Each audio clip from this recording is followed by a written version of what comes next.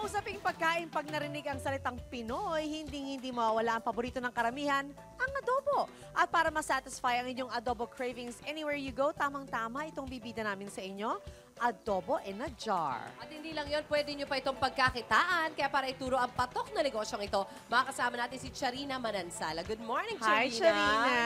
Good morning Wow. po. Everybody's favorite adobo. Exactly. Pero paano mo naisipan na, gawin tong adobo in a jar? Actually, ma'am, nag-start to kasi, pag yung mga kaibigan ko or nagluluto ako, nagustuhan nila yung timpla. Oo. So, yun, pati yung mga customers, nag-ano na din. So, Nag-request. nag-request. Oo. Oo. So, naisipan ko na bakit hindi namin ilagay sa Sa jar jar. para mas madali siyang dalhin kahit Oo. saan. O nga, Oo, no? Laguna talaga siya. Mas accessible siya. Kunya, gusto ko kumain mamayang hapon ng pagkain. Correct. Bibili lang ako isang bote. At saka, compared ko na sa plastic container, reusable pa yung jar. Exactly. Diba? Oo, mas environment friendly siya. Yes. Oo, ano ba? May Okay. iba't ibang flavors pala ito? Yes, ma'am. Ano mga Meron tayong variants ng spicy chicken at saka spicy pork. Ito yung spicy chicken. Oo nga, gusto ko ng spicy. Ay, ito, ano nangyayari doon? Bukod sa nasusunog yung So, mantika. magigisa na tayo, ma'am. Ayun, na. kasi Oo nga, magigisa. sige. Ayan, Ayun, tayo mo namin magigisa na sa'yo tayo paano yung ng ginagawa kanyang bawang. special So, ito na yung adobo. step natin. Oo.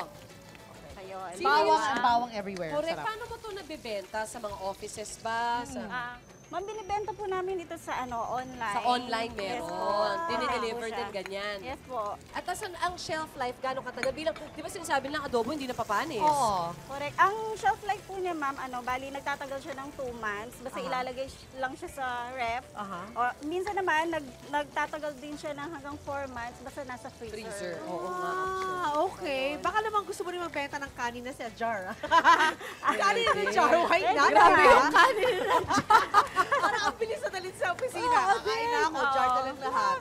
Okay. So, ayun. So, nagisa na tayo ng bawang, sibuyas. Aha. Tapos, ilagay natin to. Ito kasi yung ginawa natin kanina na Oo. minix natin yung So, yung ito, pork. lasang adobo na to. Yung pork, Oh. tapos suka, Laurel. toyo, laurel, paminta. Okay. So, ito siya. Ayun. Oo, tapos pagkagisa, ilalagay natin yung pork. Oh.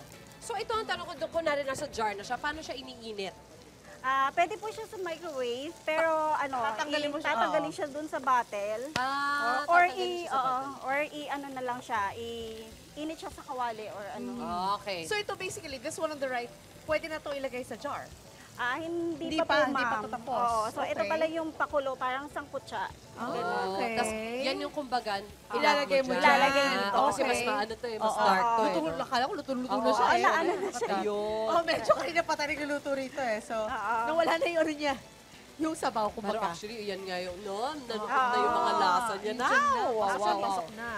Naghahanap na sila iba ng jar? kanin. Correct. Ma'am, Magkano isa? Ang SRP po namin sa pork, 175. Okay. Tapos sa chicken, 155. So, yun muna yung introductory price namin for now.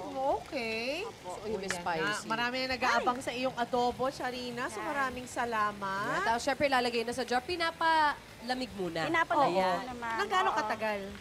30 minutes, mga an 30 hour? minutes, Oo. ganon. Basta pag malamig na siya, so ayan, ilalagay natin siya sa bottle. Yan, ako yung So, assistant ni yan, Charina. Marami kami tinulungan order ngayon, Mars. May baon ka na, Martis. Tuesday today?